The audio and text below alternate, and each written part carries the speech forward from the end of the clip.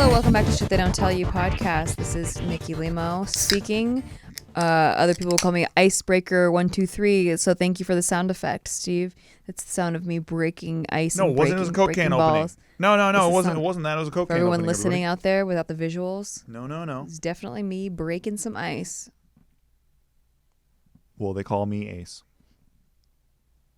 They haven't for a long time though. That was your. It's been a while. It's been a while. Your old school days. Some old friends. Right. Well. And some enemies. Sometimes we ask you to ask us questions, and we attempt to give you some advice based on our opinions on the answers to those questions. However, disclaimer: we are not experts at anything. Yet. At anything. But we will be one day. I mean, there's no certifications. What qualifies you as an expert? I guess just a piece of paper, right? Yeah. So whatever. It's as good as you're gonna get right here. Okay. Exactly. And also you could ask us questions about pretty much anything. Most people tend to send us relationship advice questions. But you could ask us anything. And fine. If you have a question, please submit to podcast@nikki.limo, and we may or may not read it on our next episode of Shit They Don't Tell You, Ask Us Anything. So you could ask me for shoe advice because I have great taste in shoes. You don't. I buy your shoes. We can move on. So our first question is a little bit long, but I think it's a good question. Are you ready? Yeah, I am.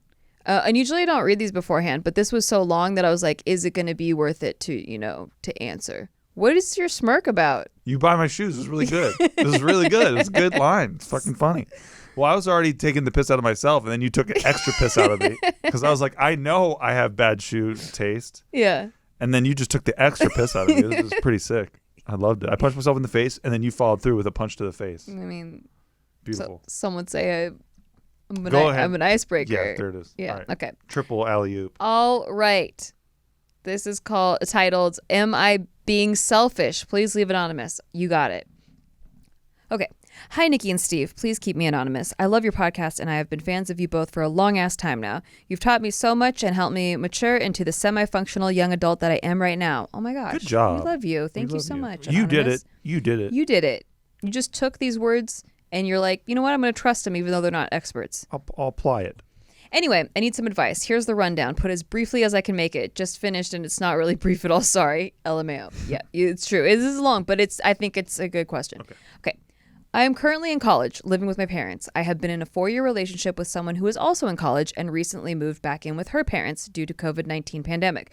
Her parents are not native English speakers and aren't the most highly educated, and she was afraid that they wouldn't take the necessary precautions to keep themselves safe, so she came home to basically take care of them and help pay for their food and bills while they were unemployed for some time.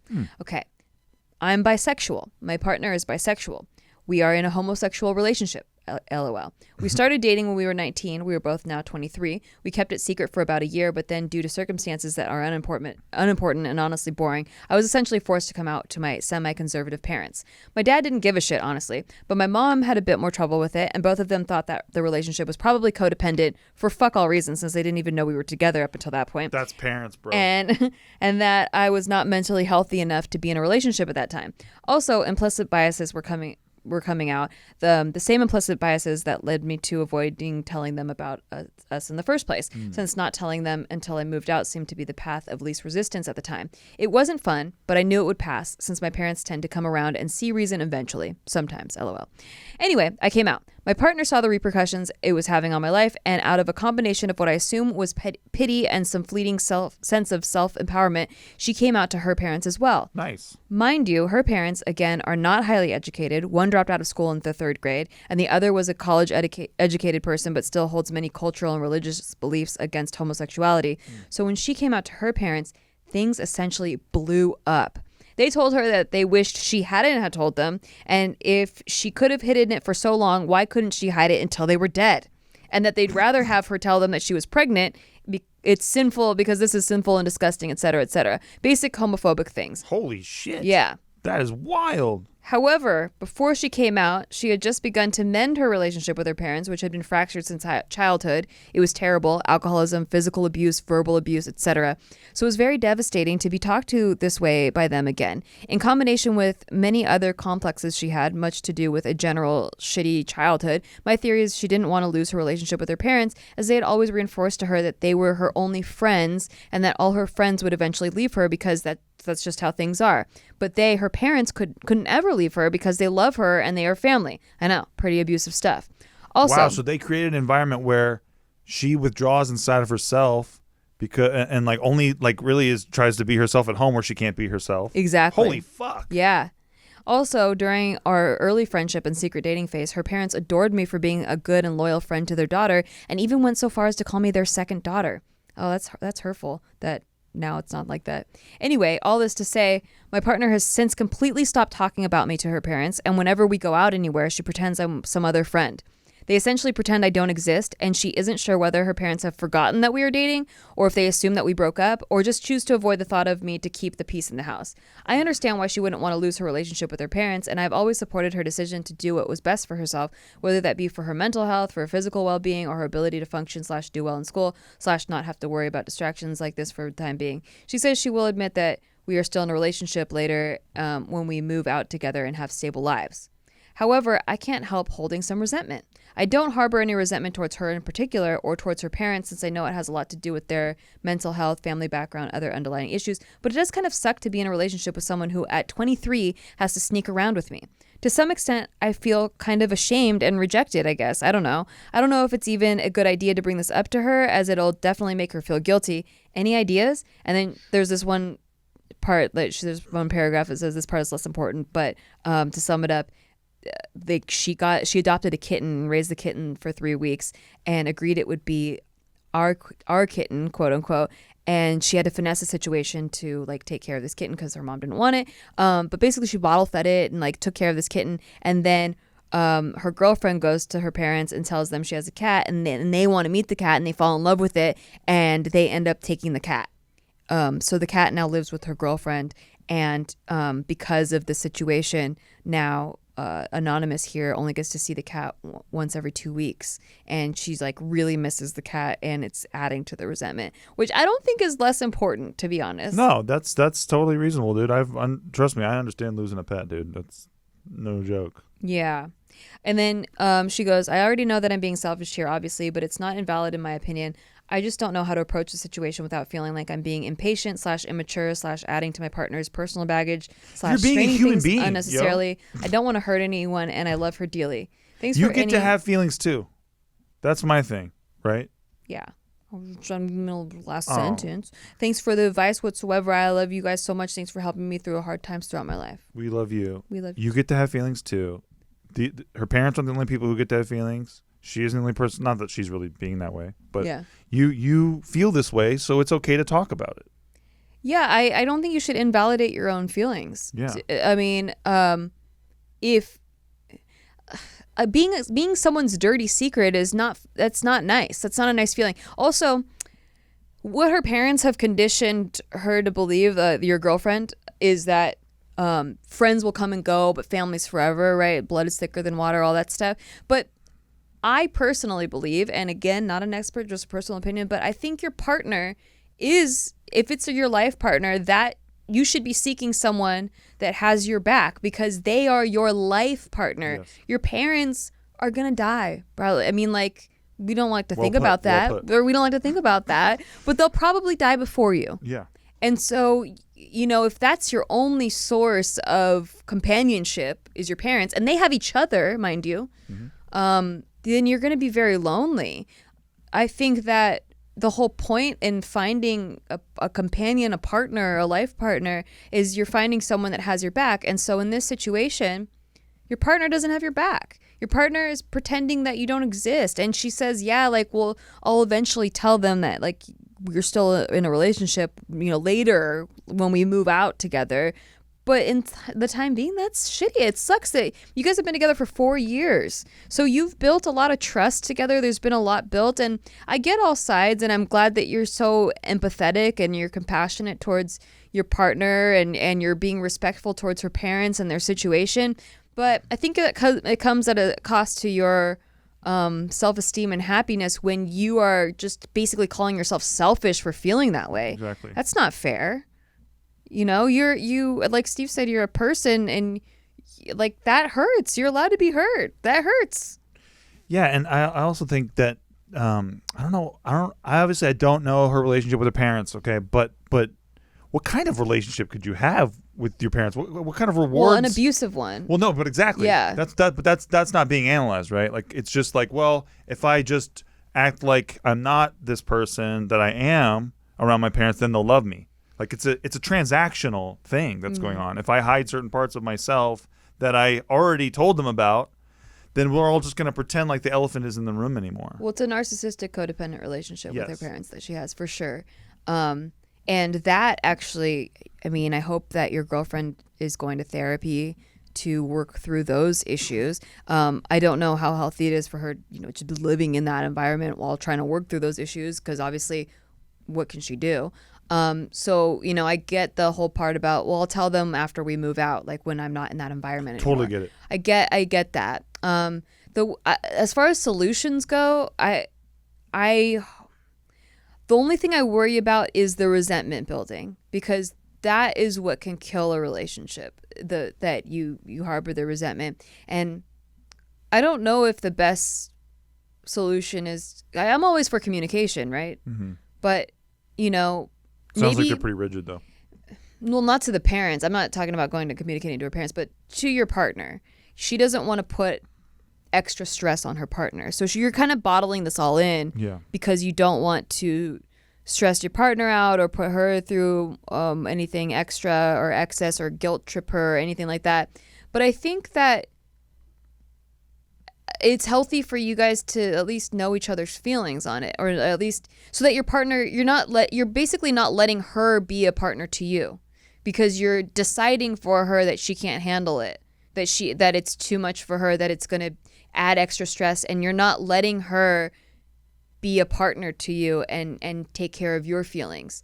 And because you don't want to be selfish, that's your reasoning. But in fact, what you're doing is taking away her ability to give you what you need in the relationship. True. And that's not fair either. So I would talk to your partner and communicate and just preface it with everything like, hey, I'm not saying this to guilt trip you or make you feel guilty. I'm not saying this to add stress, but I just want you to know how it feels, because I don't want resentment to build up. I want us to work through this together. I know this is a tough situation for both of us to go through.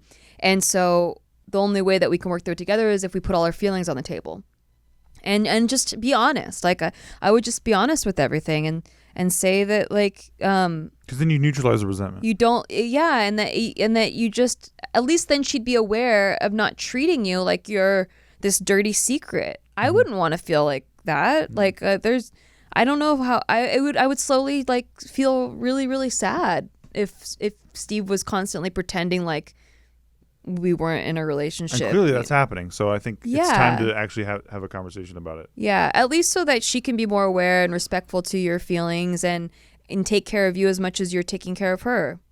So that's my opinion on it. But that's a really tough situation. I'm sorry that you're going through that.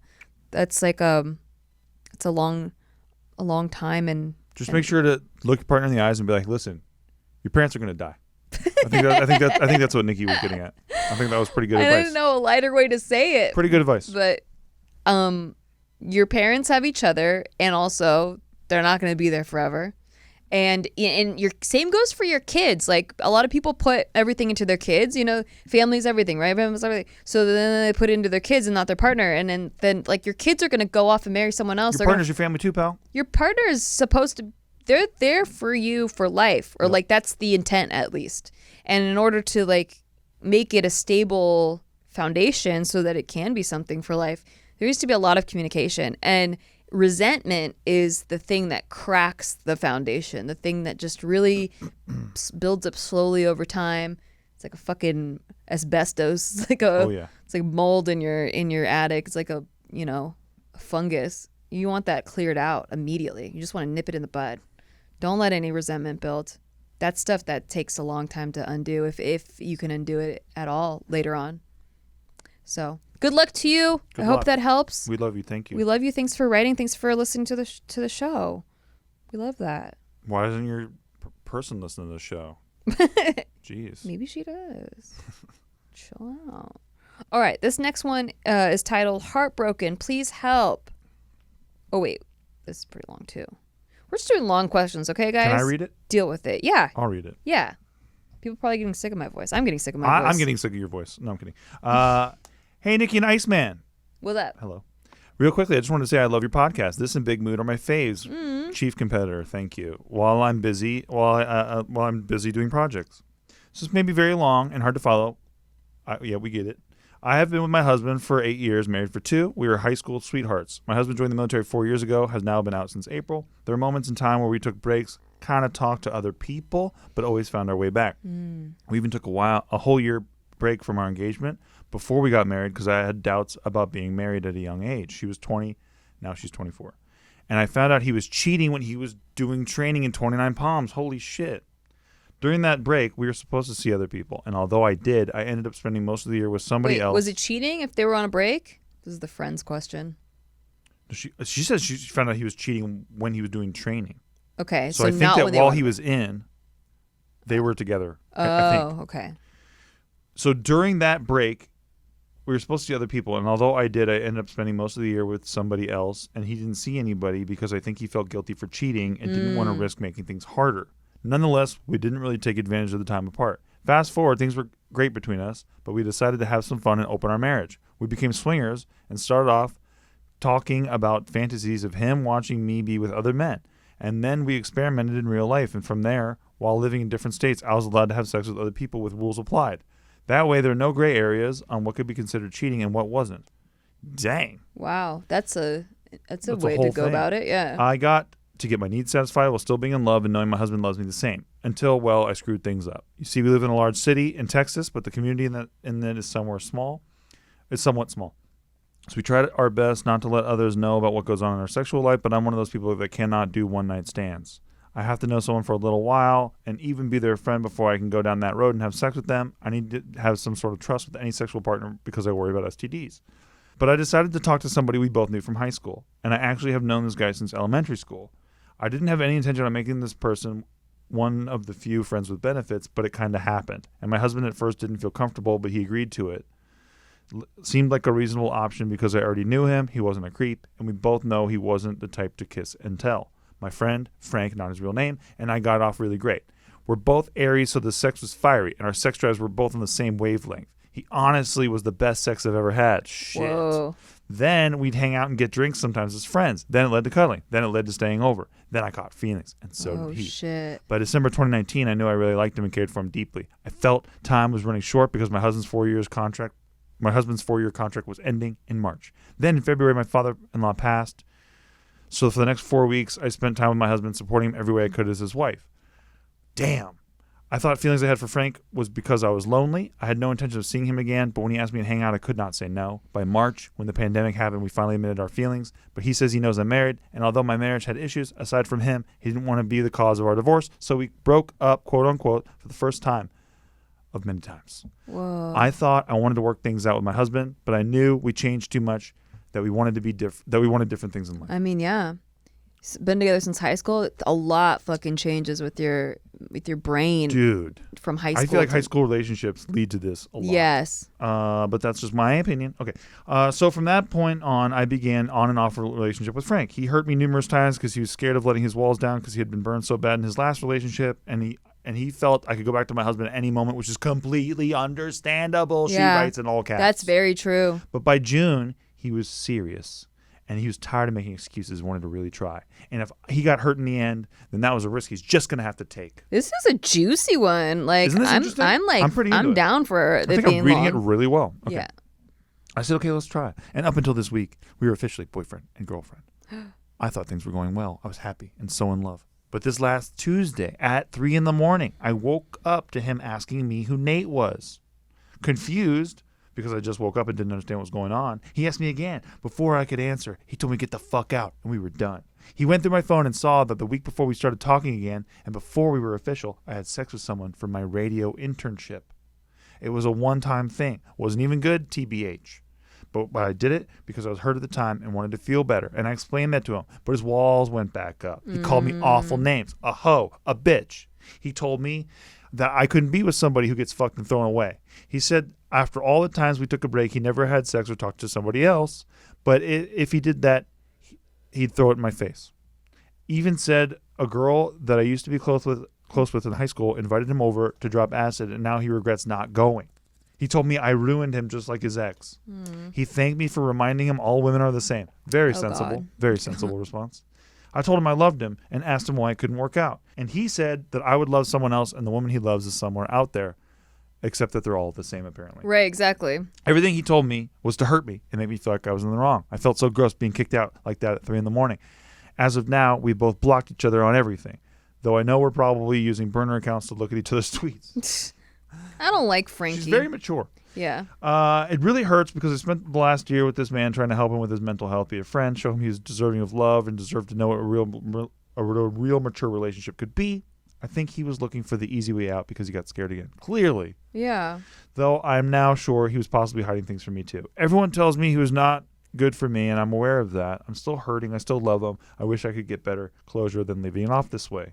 My family and friends are also telling me to work on myself. I've jumped from relationship to relationship. I should work on knowing who Mariah is, but I'm scared to be alone. Maybe she said not to use her name. Let me see. She never said it. Okay. Okay, Mariah. But I'm scared to be alone. How do I get over this breakup? What steps do I take to feel okay with being alone?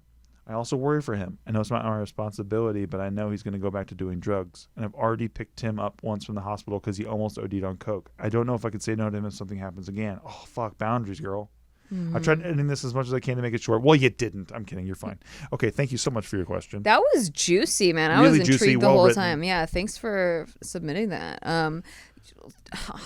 You need boundaries, girl. You do. Boundaries is the issue. I do want to know, because it didn't mention in there, are you officially divorced from your husband now? Yeah. I think we need to take care of one issue at a time, because if there's little things still lingering, it just will make every future thing messy. My girl, I think you need a fucking reset, though. Yeah, a reset for sure. That's what I'm saying. Like, let's clear out the old husband. Divorce. It's not gonna. Don't go back to him. Don't go running back. It's not working. Get rid of it. Yeah, you guys are in different places clearly, and just too much has happened. Like there, it's too much of a mess. I don't think that either of you really want to work it out and be a married couple. But I'm saying you might be tempted to when going through a breakup. Like so, this. I have been in a similar situation to you where I had just gotten dumped by somebody, or like we went through a breakup, right? And then I was like. When we're saying bye or whatever, I was like, hey, if you ever need anything, I got you. Right? And then I got with you very quickly afterward. But then as soon as I got with you, it wasn't like if this person called me and was like, yo, I do need something. I would not go to them and pick them up from the hospital or anything. Right. Like that's just a boundary that you have to have. You have to be committed to your person. You have to take care of your own mental health too. Well, she's not with a person. Well, right. Now. I'm just saying if she is, who, Yeah. I don't know what's going on. But Yeah. But she needs to treat it like that with herself, right? Where just because this person needed your help or whatever, like tell them to call the fucking ambulance. They're probably better at dealing with somebody who's ODing anyway. Yeah. Also, that's using you. Like Exactly. If he's only calling you when he needs help or is acting. He gets to destroy you and use you at the same time. He gets Yeah. to tell you to fuck off and that you're a hoe and all this shit. And then when he needs help, he knows that you can rely on you because you have feelings for him. And I know you don't want to let him go because it's really hard to let someone go when you still have feelings for them. But you need to have the boundary of like, you're not allowed to treat me this way. Yes. Like if you mess up or something, there's a right way to confront the situation, for him to confront you about it and to communicate with you that he doesn't like that you slept with a guy a week before you guys got together. There's a way to approach that in a respectful way. Not just get the fuck out and all this stuff. And calling you all kinds of names and hurting you. That's not a healthy relationship. So I don't think that that's a good thing to save or to try to hold on to. He doesn't get to boil you in water and then later on be like, hey, like, I need your help. Honestly, like, just from hearing the story, I think you got in dick sand. As to quote Love Island season 3. That's dick sand. Olivia, you had really good sex. Yeah. And you got trapped by the dick. You fell into some deep dick sand. I don't think you're seeing him for the person that he really is. I think your feelings got attached because the sex was so good. And that can happen. And you need to like fucking sever it. Like a Medusa snake head. You need to not with his dick. No, but you're just talking dick. That's true. I just got that too. I'm sorry. Thinking of a fucking reek. Yeah, well, like, it's basically she's feeling his ghost dick in her, and she's like, "Oh, I miss it so bad. Like, I miss it. I need it. I get it. Yeah, I fully get it. And you just need to sever that ghost dick. Makes sense, doesn't it, guys? Yeah. I think we're kicking ass at advice today. I think we're really. Listen, I'm an expert. We're really killing it. No, but yeah, like, you get what I'm saying is you need to decide, and I think you know this subconsciously because it came out a little bit in your last paragraph, but you need to decide what the person that you want to be with, how they will treat you, like what you deserve to be treated like. And you will not settle for anything less. It doesn't matter how good the dick is. And if you know who you are, you will have the confidence to sift through assholes. Yeah. Like I promise you. You have to be, when you're asking, how do I be comfortable with being alone, is you have to be alone first. It's not comfortable. Sit with the uncomfortability of it first. Yes. Yeah. That's how you get comfortable with being alone, is you sit with the uncomfortability. You don't try to fill it with other people or substances or phone apps or whatever. You fucking get to know yourself. You get to know what makes you happy, what makes you tick when there's no one else around. You also have to remember that too, that people like to, there's always two sides of the coin, right? So people always dwell on the, well, I'm not worthy of love clearly because I have bombed out of 2 relationships and they don't want me, right?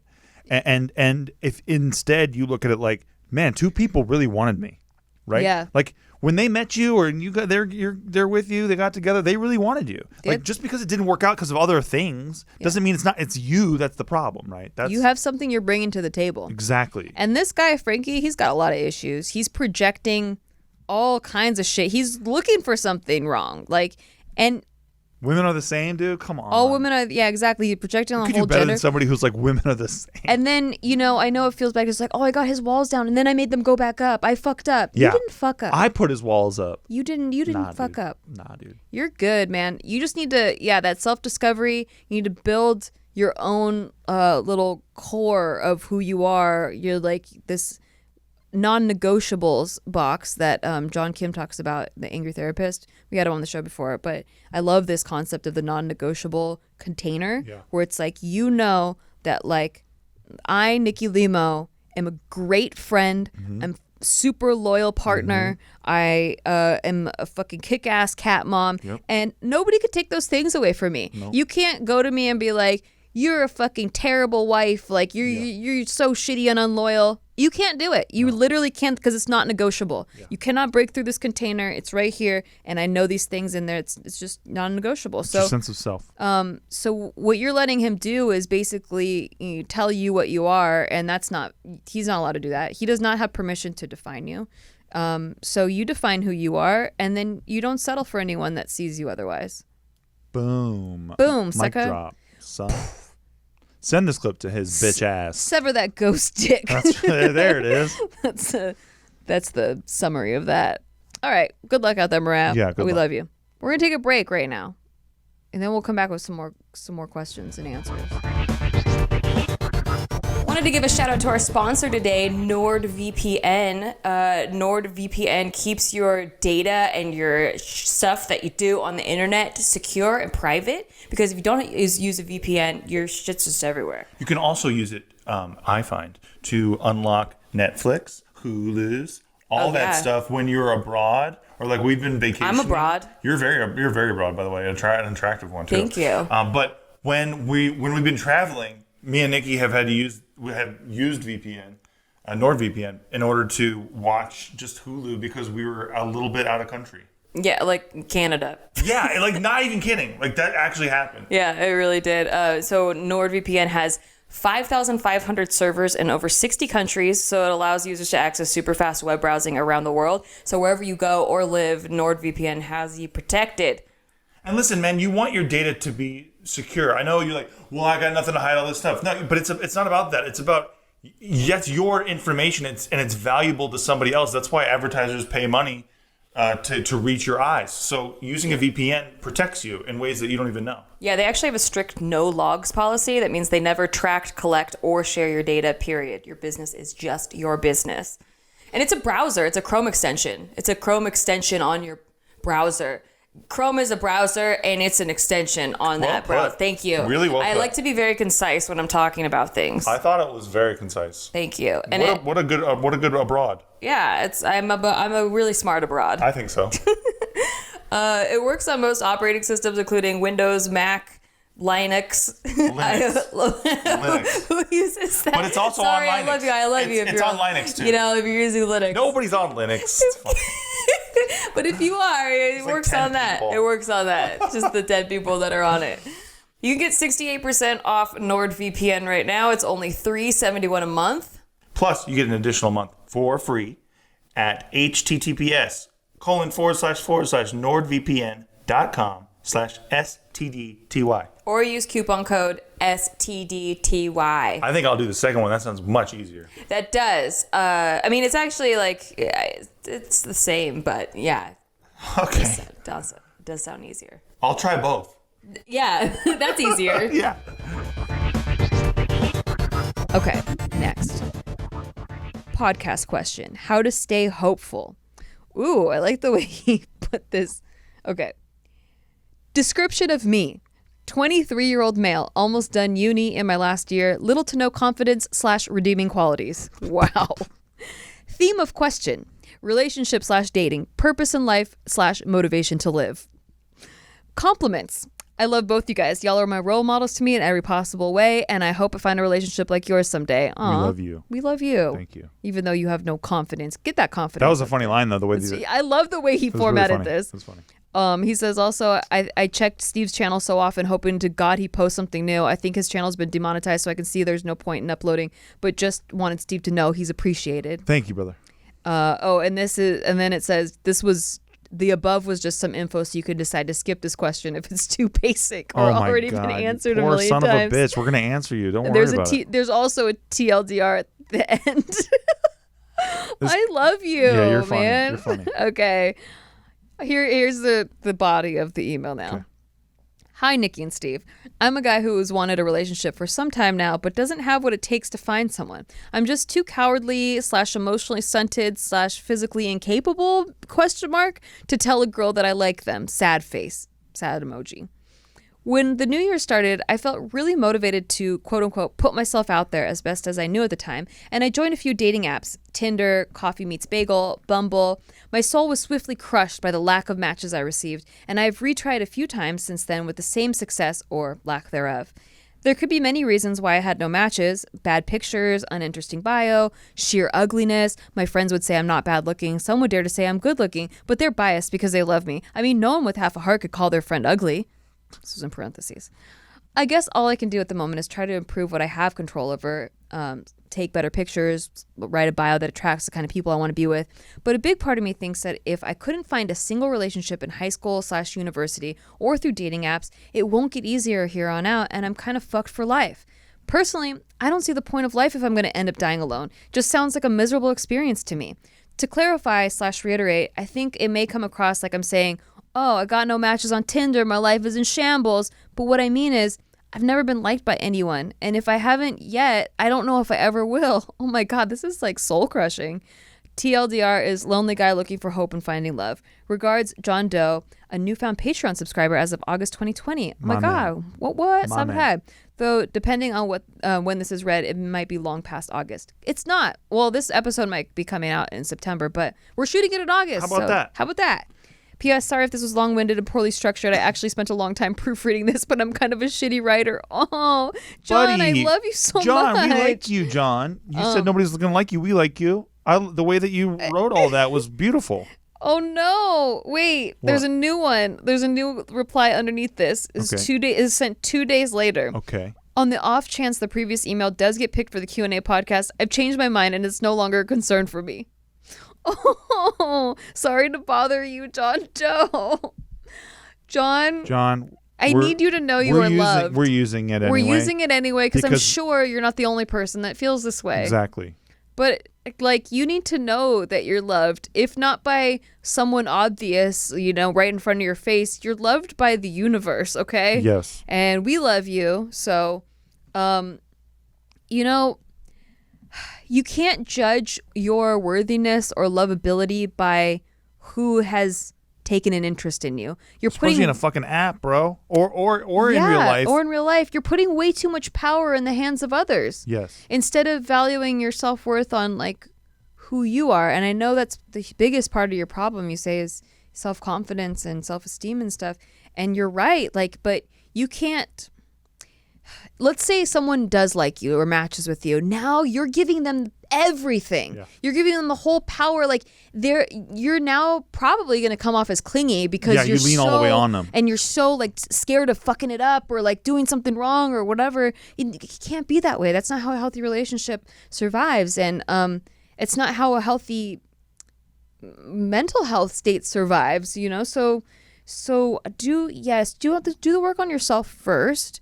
But a successful and strong relationship is not one person leaning on the other person. It is two people who can lean on each other equally. Right. And that I think that right now you feel very flimsy, right? Obviously from your email. And so it's time to strengthen yourself up so that you can be someone else's thing to lean on, right? So that you're leaning on each other. Yeah. And not just a bendy thing where if they like you one day, it's great. And the next day, if they're not talking to you as much as yesterday, you're devastated. What did I do? Right. So are they going to come back? Is it over? If you have a strength of self that is, I'm not saying it's even strong particularly, but if you have a good, like a strength of self, yeah, then you're going to be in such a different position when you're talking to people because you don't need them to like you or love you or anything. You need to work on your self-love, and kind of the same as the last person, you need to build those non-negotiables within you that can't be taken away. Yes. And you might say to yourself, well, I can't find anything I like about myself. We just liked your writing. Yeah, we liked your writing. I thought it was really funny. I really liked the formatting. I thought it was nice, succinct, and it was like fun. It was funny. Like, you're so self-aware. I think you're almost too self-aware. Yes. And that is crushing your confidence. But you talk about your friends and the way they describe you. It sounds like they describe you as good looking. What made them like you? You know what? Yeah, you have friends. You have friends. So like, what? Maybe even ask them just in a non-biased, like, what made you like me? Like, what are my good qualities? And really focus on those and believe those. Don't say, well, they're biased because they're my friends. They wouldn't be your friends if they didn't like you for some reason. So take those things and use them to build who you are as a person, what your strengths are, what you're good at. Work on your weaknesses, sure, but like work on yourself and then believe that you are worthy of love, that you are a good person, and that you have strengths that you're bringing to the table. Think about a celebrity that you don't like, okay, my friend. Think about a celebrity that you do not like right now. Why do they get to have all the confidence? Okay? Like, you don't like them for whatever reason. You don't like them. Why do they get to have all the confidence though? Like you know what I'm saying? Like, if you see somebody and you're like, yeah, that person's shitty, why do they get to be? Why are they so confident? They're shitty. Yeah. I think it's time to take some confidence for yourself too. It's like, no, you know what? If they can do it, I can do it. If shitty people can win, so can I. Because you sound like a nice person, and I don't think there's any reason for anyone not to like you. You just haven't had good matches. It happens all the time. Like, maybe you're at university, you're at high school, and there just wasn't good choices around you. Also, I would say give up. So this is just something that's really helped me, is just say give up. Like, just go, you know what? I don't even want it. I don't want it. I don't even want it. Give up on finding that person. Yeah, I want to be single for the next 20 years. I literally said that before we got together. Me too. I was like, I want to be single for 20 years. 20 years. I'm not going to. And I was like 26. So I was like, yeah, 46, hit me up. But 20 years, don't even bother. Like, just fucking don't even bother. Like, we could hook up, we could have sex, but don't even bother, because I'm not going to be in a relationship because I need too high of standards. I have too high of standards. There's no way you could match them. So I'm going to be single for 20 years and I'm okay with it. Love it. Okay. So we hope that you understand what we're getting at, right? Yeah. Is that you just let it go. Just quit. Stop trying to seek the person, because what you're giving off probably is an air of desperation. Not that you even need to hear that, because I know you kind of already know that, which is why you're even embarrassed of your email and you're like, please don't. You don't have to answer this. It's okay. I got it. But, this isn't even for you, okay, John Doe? This is for someone else that is going through this, okay? Exactly. But let it go. Just like be like, no, I don't want it. I quit. And then at least you'll feel a little bit of like you have some control over the situation. If you go into something without needing something from the other person, then you can have be yourself. More power to be you. Yeah. Yeah. Yeah. And I think that's what you're missing right now, my man. And it's okay, by the way. It's okay to be in this situation. You're learning. Obviously, you want to learn. So it's okay to be in the situation that you're in. It's just time to let's do something about it, right? So just stop going into it with that kind of lack mindset. Yeah, it's hard. It is hard, dude. Getting very clear on who you are and what you bring to the table is something that'll help you for the rest of your life. It's better learned sooner than later. And life is so worth living, no matter if you're in a relationship, not in a relationship. I know people who have had the shittiest families, growing up, and they haven't gotten with anybody, but they have fucking great friends. Yeah. And they love life and do all kinds of cool shit. And they go do acid in the forest and shit. So whatever it is that brings you joy, man, do it with the people that you love, and maybe you'll find somebody that you really love. You know? Yeah, I think you also probably have anxiety. I didn't see it in here, but you did this thing where you said, personally, I don't see the point of life if I'm going to end up dying alone. It just sounds like a miserable experience to me.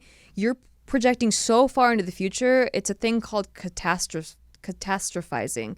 You're spiraling. You're like, well, if this, then that, and then this, and then that, and then, what's the point? Right. Everything's gonna explode, and I don't want it. Right. I don't want it. I don't want it anymore.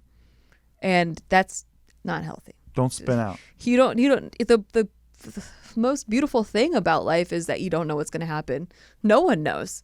And I think if you knew, you'd be bored. You'd be bored to fucking tears, and you would just do something just to have it be unpredictable. So, something to keep in mind. It's always that's the fun part of life, is that you don't know. You don't know what's around the corner. Exactly. There's a beauty to it. There's a saying that's don't quit 3 inches from gold. It's you're digging all your life for gold, and then you're like, I don't want to live anymore, and then it was the gold was right there. Mm-hmm. Love that. Yeah. All right, this one says, I know you're gonna tell us to break up, but I'll ask anyway. Good for you for knowing. Yeah. So far we haven't told anyone to break up. Nah, we're doing real good, except for the ones that were already broken up. Yeah. Hi, Nikki and Steve, the correct order. My people. Huge fan of the show and your relationship. You guys are awesome and deserve all the compliments. Thank you so much. You're so sweet. I would love it if I was kept anonymous and could please get one of those cool nicknames. Much appreciated. All right. Well, we appreciate you. Salamander Susan. Oh. Yeah. Imagine a salamander's named Susan. I love it. I feel like she'd be in HR. Anyway. Me and my boyfriend are both 23 and have been together for 3 years. Through our whole relationship, I always felt like I was not as important to him as he is to me. Quick backstory, we were seeing each other when we were 17, but when I said I wanted to be exclusive, he told me he was happy with the way it was and still wanted to talk to multiple people. A month later, he was in a relationship that lasted 2.5 years. Wow. Oh, it happens. Yeah, that's heartbreaking. When we got together at age 20, I always felt like I was in competition with his ex, as he made it clear that she was his first love. 6 months into the relationship, he told me he felt like he was in love with both of us. Oh my God. You can imagine how this made me feel, but I loved him so much at that time. It made me want to fight harder to be the one that he loved only. Oh, no. Yeah. 3 years on, we were having a conversation, and his dad said, there is always one person that would have a special place in your heart, one person that you'll love above the rest. My boyfriend said he had two, meaning me and his ex, and laughed about it. It's really sweet. When it comes to spending time together, it seems he isn't really interested. We work together, so we spend a lot of time together. However, he would jump at the opportunity to go on his lunch break with his brother and his girlfriend, who also works in the same office as us pre-COVID, and I was rarely invited. Oh my God. His brother's girlfriend never really liked him, but my boyfriend would still joke around with her, almost on the verge of flirting. I've told him how this makes me feel, but he says he likes getting along with his brother's girlfriend. I like the flirt. I like that, like, she doesn't like him that much. And like, so good. He's still trying to flirt. After 3 years together, I feel like he doesn't want our relationship to grow, as he is a creature of habit. I almost feel like we are together because it's comfortable instead of it being because I'm the most important person in his life. Even when I mention getting married, not in a rush, I just like imagining it, he gets really annoyed and never wants to talk about our future. Do you think I'm just an overly clinging girlfriend that overreacts to everything? Please, please, please, please help me. I know you guys will be brutally honest with me. I love you both. Sally the Salamander. Hey, or Mark, no, smash Salamander that Susan. Smash that breakup button. Breakup! All right. There it is. Well, there it is. You knew it was coming. You knew it was coming. Yeah. He doesn't love you. And I hate to say that to you, but I think you know. You need I think you you need to know hear it, in yeah. your heart, in your heart of hearts, because that's not what love feels like. And the fact that he even has to still say he's in love with two people means that he's in love with his ex. This guy's a shit. He's in love with himself. Yeah, true. Give me a break. I even- love two people. You need to realize I that I don't love two think people. he knows what love is, honestly. Dude, well, if his version of love is her own personal destruction, because he's like, well, I'm splintering my love away or whatever, then fuck him. This is the same kind of jam of like the other questions of it's you gotta just have your what you want to be treated like, and don't settle. It just needs to be, but you need to recognize that he's not the only guy out there, right? I think that you are a one-track girl. You have focused all the way in and zoomed in on this one cat, right? And you're like, this is my guy. I'm gonna, saying. no matter what, I'm gonna zig, zag, whatever it needs me to do. I'll duck and cover and drill. But he's not the only guy out there. It's called settling because you're too scared to face the uncomfortability of finding someone new or being alone, you know? Yeah, or dating, or all the anxiety that goes with all that stuff. Yeah, and but so much more worth it. oh my God, Because yeah. imagine spending the rest of your life with this guy. If this is 3 years in, what's it going to be like 30 years in? A waste of your time. Yeah, and then you're going to look back and be like, I could have gotten out 3 years in. You are like, wasting your time over there. Yeah. Big time. Yeah. I mean, it's better this because what happens in this timeline of where you continually just stay together just because you don't want to, because it's comfortable and you don't want to lose the years that you put into it, is that you end up getting married to try to save it. And maybe you guys have a little zip, a little high because like you got engaged and then like you got married and then you're back to square one again. Yeah. And you hate it and then it's harder to get out because now it's expensive to break up because you have to get divorced. Your problems will always come back to the surface. And then maybe you have a baby because you try to save it. It just gets worse and worse. It just spirals. And then you find yourself either stuck or having to make really tough decisions that wouldn't have been this tough had you set your boundaries now. If it's this early bad in on. 3 years, think about how bad it could be in 3 more years. Yeah. And then you're come like, on well, now. I've already spent 6 years now. So, yeah, that sucks. I'm sorry. But there's better people suited for you. And I want you to be happy. Like, I want you to find that. And what you're doing right now is blocking yourself from finding that. But you're not blocking us from hitting the breakup button, and so they're going to hit it again. Breakup! Hell yeah, I love the breakup button. Hell yeah. That's probably the best thing on the show right now, in my opinion. I love it. Fucking Good job, love it. Mark. Yeah. Okay. Rejection is the title of this next question. Hello, Queen Nikki and Iceman. Oh my God. Hello. Thank you. I discovered that I have a fear of intimacy and I'm an anxious, avoidant attacher in relationships. With that, I have been crying a lot about how I don't get invited to parties as much, gatherings, and the loss of friends from social anxiety.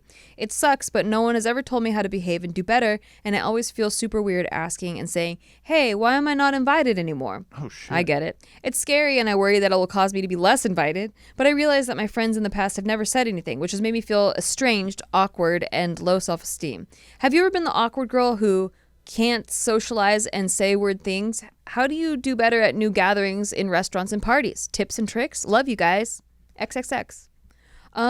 Yeah, I felt this way for sure. Like Yeah, I you stopped feel this getting way often. yeah. Well, you know, since I've narrowed down the circle of friends, like who I care about getting invited to things, it hasn't been a problem because it's like, we all just talk openly, and like it's not a big.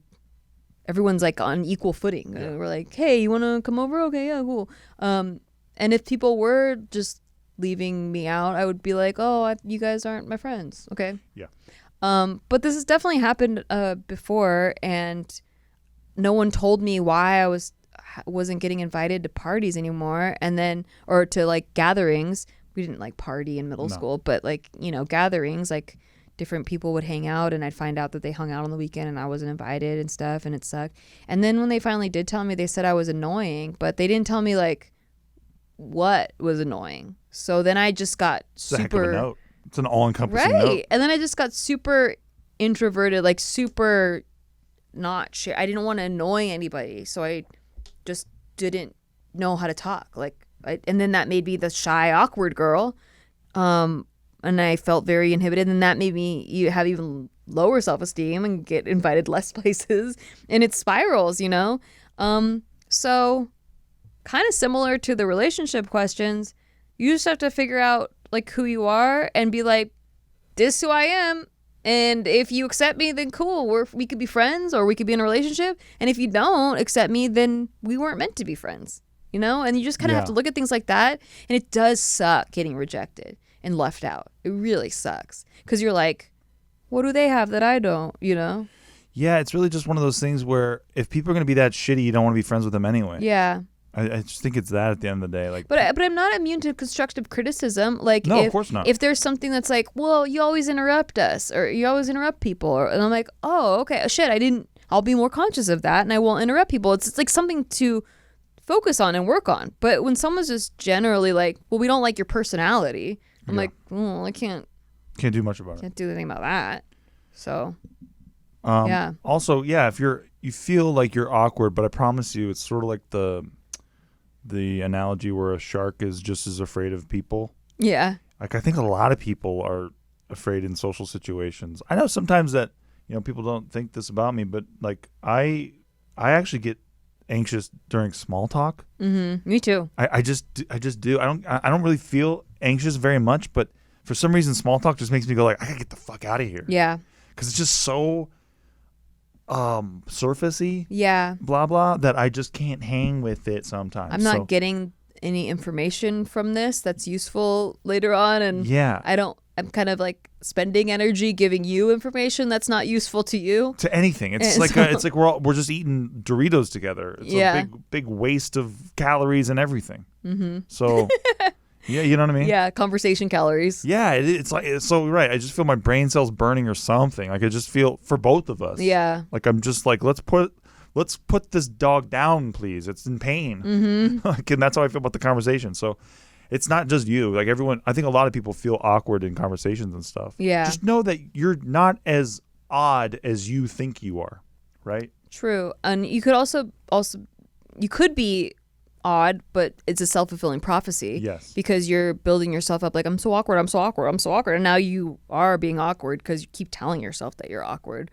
So just focus less on when you're in a social situation, focus more on listening to the other people. That helped me out a lot. If you want tips and tricks, like real life tips and tricks, if you're at a gathering or a dinner, ask the other person questions, but not small talk questions. Like really listen to what they're saying to you. So like if I ask Steve, you're like, oh, so what do you do? Because I've just met him, and he's like, oh, I'm an entertainer. I do a podcast. I'm like, oh shit, what's your podcast about? And he's like, oh, we do this, and it's like, oh, have you ever had that? Like, ask specific questions now to that situation, not just in general. Like, whoa, well, how's the weather in LA? Or just get more like, or even like the podcast question. Oh, what's that like? Right. Like I'm like with Kelly Ripa or something, and she's like, what's it like working with XX person? And it's just like, fuck sakes. Mm-hmm. Like I just want to, it's like trying to talk about what actually interests you. Right. Not just asking a question that you think they want to be asked. Yeah. Like, more just like, I don't know, what's a question interesting to me? More like thoughts and feelings and perspectives. Perspectives is really what it is, what is interesting to me. But where's it going, right? So in a conversation, like if I ask Nikki, like, even what man, the weather's been crazy. It's been hot out here, right? Yeah. Like what actually interests you about that? if you're going to bring that up. Mm-hmm. Like, if you can find an interesting thing about how hot it is driving you fucking crazy because your air conditioner doesn't work and your cats are sleeping next to you and it's so hot. Like, now it's kind of funny, right? Yeah. And like, you're just finding a way to build on top of this boring mess that you have. Yeah. And make it more about who you are as a person so that you provide insight. Another tip is listen to a lot of podcasts, including Shit They Don't Tell You. I get, like, I don't listen to podcasts per se, but I listen to, like, YouTube short, like, 10, 15-minute video podcast clips.